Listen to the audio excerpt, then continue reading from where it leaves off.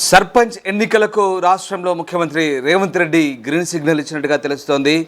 జూలైలో సర్పంచ్ ఎన్నికలు నిర్వహించేలా అధికారులకు ఆదేశాలు కూడా జారీ చేసినట్టుగా తెలుస్తుంది.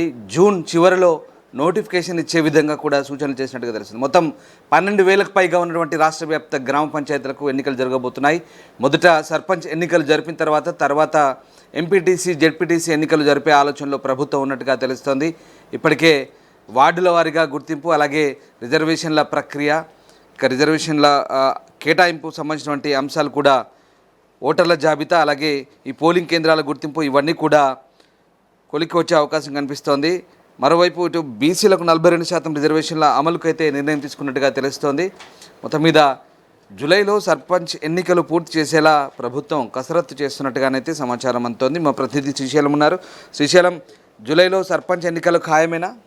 ఎగ్జాక్ట్లీ రామ్దాస్, సర్పంచ్ ఎన్నికలకు సంబంధించి మనం అప్డేట్ చూస్తా ఉన్నాం రామ్దాస్. గత కొన్ని నెలల నుంచి సర్పంచ్ ఎన్నికలకు సంబంధించి డిస్కషన్ జరుగుతా ఉంది. సో తాజాగా మహబూబ్ నగర్ సంబంధించినటువంటి ఎమ్మెల్యేలతో సీఎం రేవంత్ రెడ్డి కొంత ఆసక్తికరమైనటువంటి కామెంట్ చేసినట్టు కనిపిస్తా ఉంది. సర్పంచ్ ఎన్నికలకు సర్వం సిద్ధం కావాలంటూ చెప్తూనే ఉన్నారు. ఇప్పటికే ఏదైతే బీసీ డెడికేటెడ్ కమిషన్ కు సంబంధించి రిజర్వేషన్ల బాధ్యతలు అప్పచెప్పారు. సో ఎప్పుడైతే బీసీ డెడికేటేషన్ కమిషన్ అయితే రిజర్వేషన్లను ఖరారు చేసి రాష్ట్ర ప్రభుత్వానికి నివేదిక ఇస్తుందో ఆ మరుక్షణమే రాష్ట్ర ఎన్నికల సంఘం అయితే, రాష్ట్ర ఎన్నికల కమిషన్ అయితే ఎన్నికల షెడ్యూల్ విడుదల చేస్తుంది రామ్దాస్.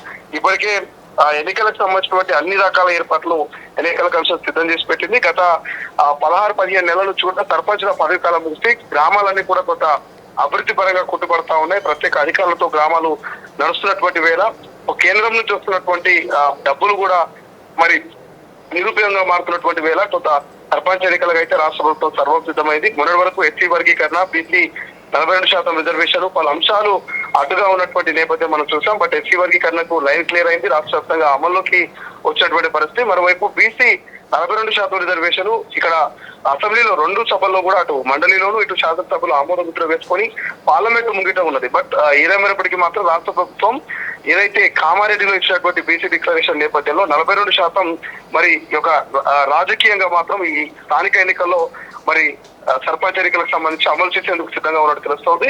సో ఈ నేపథ్యంలోనే నిన్న ముఖ్యమంత్రి రేవంత్ రెడ్డి క్లియర్ గా అటు ఎమ్మెల్యేలకు ఇటు కింద స్థాయిలో ఉన్నటువంటి క్యాడర్ కూడా క్లియర్ గా కొంత ఇండికేషన్ ఇచ్చినట్టు తెలుస్తోంది. సో సర్వం సిద్ధం కావాలి. ఎంపీటీసీ జెడ్పీటీసీ సర్పంచ్ ఎన్నికలకు మరి నోటిఫికేషన్ త్వరలోనే రాబోతుంది. జూన్ చివరి వారంలో నోటిఫికేషన్ ఇచ్చి జూలై ఆగస్టు, ఈ 2 జూలై ఎండింగ్ లోను ఆగస్టు ఫస్ట్ వీక్ లోను ఈ యొక్క సర్పంచ్, ఎంపీటీసీ, జెడ్పీటీసీ 3 ఎన్నికల్ని కంప్లీట్ చేసుకుని ఆగస్టు 15కు మాత్రం కొత్త పాలక వర్గాలతోటి మరి జెండా వందనానికి సెల్యూట్ చేసే విధంగా ముఖ్యమంత్రి రేవంత్ రెడ్డి, కాంగ్రెస్ ప్రభుత్వం ఈ ప్రణాళికను రచిస్తున్నట్టుగా తెలుస్తోంది రామ్దాస్. సో దానికి సంబంధించి మనం లేటెస్ట్ అప్డేట్స్ అయితే ముఖ్యమంత్రి రేవంత్ రెడ్డి కొంత ఇండికేషన్స్ ఇచ్చినటువంటి పరిస్థితి మనకు కనిపిస్తాం.